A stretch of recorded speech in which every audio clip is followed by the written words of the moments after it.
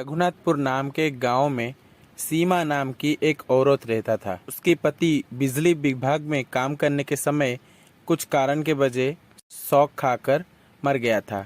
वो अपने पीछे एक 10 साल का बेटा और अपनी मासूम पत्नी को छोड़ गया था। सीमा ने जैसे तैसे करके घर का गुजारा कर दिया। देखते ही देखते कुछ साल बीत गए और रश्मि 20 साल का हो गया। एक दिन रश्मि का दोस्त शहर से गांव में आता है तो वो रश्मि से कहता है, अरे रश्मि, अगर तू चाहे तो मैं तुझे शहर में काम पर लगा सकता हूँ। क्या सोच रहा है, चलेगा मेरे साथ? अरे मुझे इसके बारे में माँ से बात करनी पड़ेगी यार। शाम को रश्मि अपनी माँ से इसके बारे में बात करता है। नहीं बेटा, तू शहर मत जा। जो शहर जाते हैं वो लौटकर गांव वापस नहीं आते हैं। तू और मैं इस गांव में रहकर कुछ काम कर लेंगे। पता नहीं शहर में जाकर तुझे कहाँ पे रहना पड़ेगा और कहाँ पर कैसा काम करना पड़ेगा। माँ, आप बेकार में ही चिंता कर रहे हो। अगर मुझे शहर में कोई भी परेशानी आएगी तो मैं जल्दी गांव आ जाऊंगा। मेरा कहा तो तू मानोगे नहीं। ठीक है, तू शहर चले जा, लेकिन उससे पहले तू मेरे साथ चल और मंदिर जा। चल, मंदिर जाकर भगवान से आशीर्वाद लेना है। अगले दिन सुबह ही रश्मि और उसकी माँ मंदिर चले गए। हे भगवान, तुम मेरे बेटे को सहारा हो। हे भगवान, मेरे बेटे को आशीर्वाद दो। वो शहर जाकर बहुत तरक्की करे और खुशी खुशी से अपनी जिंदगी गुजारे।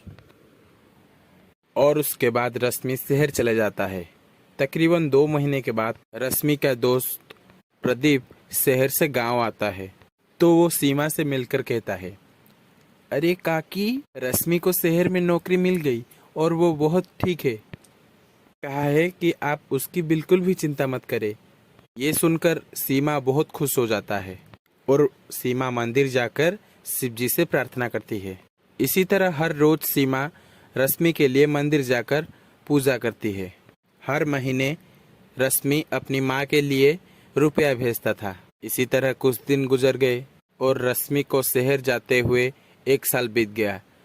पिछले 2 महीने से वो ना ही अपने माँ के पास पैसे भेजवा रहा था और ना ही रश्मि का कोई खबर था। ये देखकर सीमा बहुत परेशान हो जाती है। फिर एक दिन सीमा को गांव में प्रदीप दिखाई दिया और वो भागते हुए प्रदीप के पास गई और उसे कहा, अरे प्रदीप, तू गांव कब आए और मेरा रश्मि बेटा कैसा है?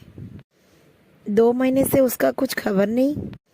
जरा बता तो, मेरा बेटा अच्छा ही है ना? अरे काकी, मैं आपके पास ही आ रहा था। काकी, रश्मि इन दोनों में बहुत परेशान है।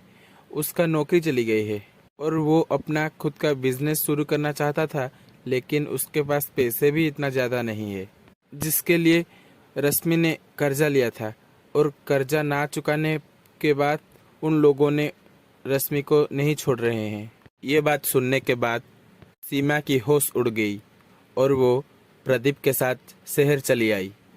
अरे माँ, आप यहाँ पर क्यों आए? उन लोगों ने आपको अगर देख लिया तो आपको भी नहीं छोड़ेंगे। तू परेशान मत हो, मैंने कुछ पैसा रखा हुआ है। इन लोगों को वो पैसे देकर हम उनसे कुछ मोहलत मांग लेंगे।